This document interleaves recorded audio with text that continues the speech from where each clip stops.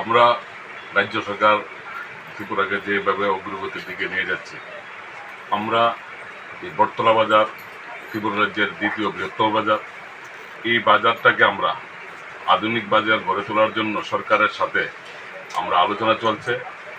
আমরা আগামী ভবিষ্যতে যাতে এই বাজারটা একটা দৃষ্টান্ত আমরা রাখতে পারি, আমরা এই নতুন কমিটি সরকারের সাথে আলোচনা করে আমরা এই বাজারটাকে খুব সুন্দর করে গড়ে তুলব এবং এই বাজারে যাতে ক্রেতা এবং বিক্রেতা সবাই যাতে একটা সুন্দর পরিবেশের মধ্যে আমরা বিজনেসটা করতে পারি, আমরা নিজেরা আলোচনা করে আমাদের ত্রুটি বিচ্ছুতিগুলি আমরা আলোচনা করব, তারপরে সরকারের সাথে আমরা আলোচনা করব। কারণ আমরা এই বাজার অনেক পুরানো বাজার এবং এই বাজারের ব্যবসায়ীদের প্রতি বিশ্বাস রেখে এই বাজার এই ত্রিপুরা রাজ্যের মধ্যে দ্বিতীয় বৃহত্তম বাজার, এই বাজারের প্রতি সারা রাজ্যের মানুষের একটা বিশ্বাস আছে, এটা পরম্পরা চলে আসছে। এই ঐতিহ্যটাকে আমরা বজায় রাখবো এবং এই বাজার খুব শান্তি শৃঙ্খলা ও সুন্দরভাবে চলার জন্য আমাদের যে নতুন কমিটি আমরা চেষ্টা করে যাব। আপনার পরিচয়টা?